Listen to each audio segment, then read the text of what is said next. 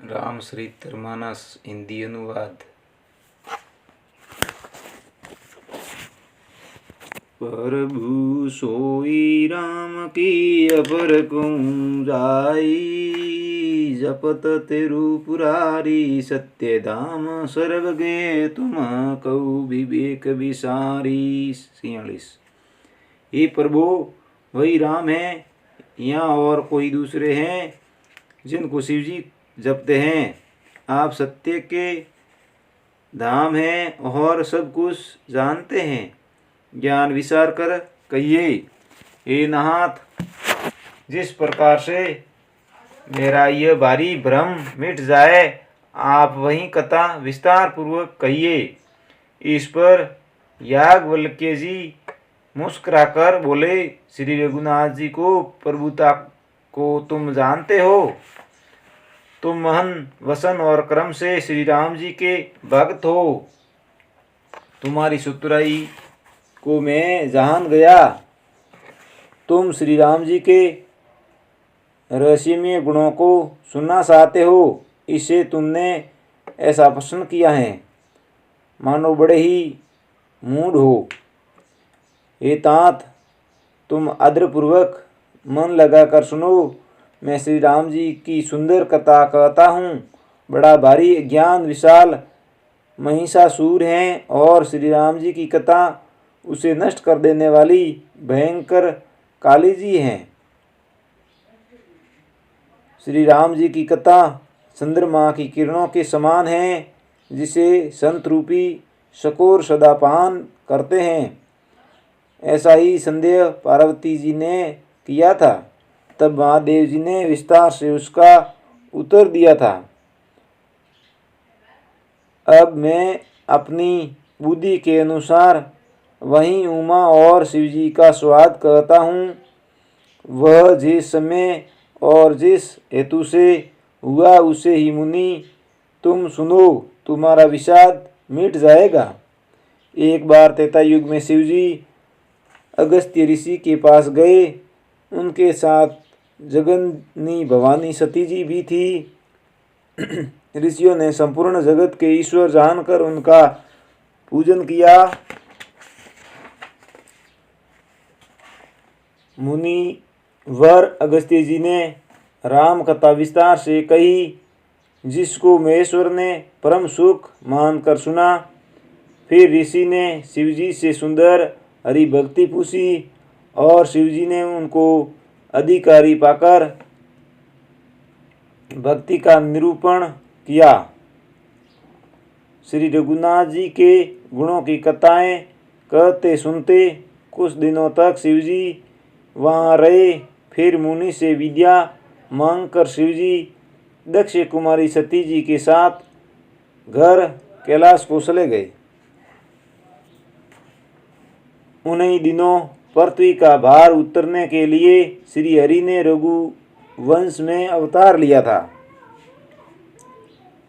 वे अविनाशी भगवान उस समय पिता के वचन से राज्य का त्याग करके तपस्वी या साधु वेश में दंडकवन में विचार रहे थे। शिव जी हृदय में विचारते जा रहे थे कि भगवान के दर्शन मुझे किस प्रकार हो। प्रभु ने गुप्त रूप से अवतार लिया है, मेरे जानने से सब लोग जान जाएंगे। श्री शंकर जी के हृदय में इस बात को लेकर बड़ी खलबली उत्पन्न हो गई, परंतु सती जी इस भेद को नहीं जानती थी। तुलसीदास जी कहते हैं कि शिव जी के मन में भेद खुलने का डर था, परंतु दर्शन के लोभ से उनके नेत्र ललचा रहे थे। रावण ने ब्रह्मा जी से अपनी मृत्यु मनुष्य के हाथ से मांगी थी। ब्रह्मा जी के वचनों को प्रभु सत्य करना चाहते हैं। मैं जो पास नहीं जाता हूँ तो बड़ा पछतावा रह जाएगा। इस प्रकार शिव जी विचार करते थे, परंतु कोई भी युक्ति ठीक नहीं बैठती थी। इस प्रकार महादेव जी चिंता के वश हो गए। उसी समय नीस रावण ने जाकर मारीस को साथ लिया और वहाँ मारीस तुरंत कपट मर्ग बन गया। मूर्ख रावण ने छल करके सीता जी को हर लिया। उसे श्री रामचंद्र जी के वास्तविक प्रभाव का कुछ भी पता न था। मर्ग को मारकर भाई लक्ष्मण सहित श्री हरि आश्रम में आए और उसे खाली देखकर वहाँ सीता जी को न पाकर उनके नेत्रों में आंसू भर गए। श्री रघुनाथ जी की मनुष्यों की भांति विरह से व्याकुल हैं और दोनों भाई वन में सीता को खोजते हुए फिर रहे हैं, जिनके कभी कोई संयोग वियोग नहीं है। उनमें प्रत्यक्ष विरह का दुख देखा गया।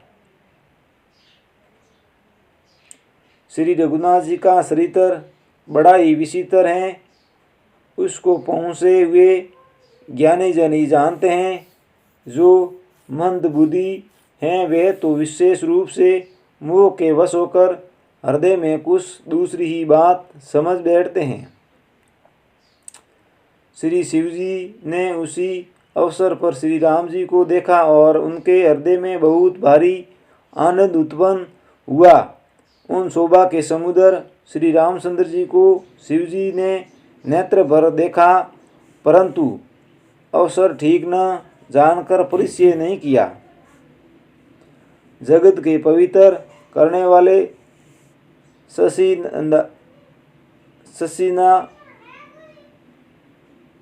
शशिदानंद जी की जय हो। इस प्रकार कहकर कामदेव का नाश करने वाले श्री शिवजी चल पड़े। कृपा निदान शिवजी बार बार आनंद से पुलकित होते हुए सती जी के साथ चले जा रहे थे। सती जी ने शंकर जी की वह दशा देखी तो उनके मन में बड़ा संदेह उत्पन्न हो गया। वे मन ही मन में कहने लगे, शंकर जी की सारा जगत वंदना करते हैं, वे जगत के ईश्वर हैं। देवता मनुष्य मुनि सब उनके प्रति सिर नवाते हैं। उन्होंने एक राजपुत्र को शशिदानंद परमधाम कहकर प्रणाम किया और उसकी शोभा देखकर वे इतने प्रेम मगन हो गए कि अब तक उनके हृदय में प्रीति रोकने से भी नहीं रुकती। ब्रह्मा जो व्यापक बिरज अज अकल अनिय भेद सो की देह धरी हुई नर जाई न जानत भेद 50।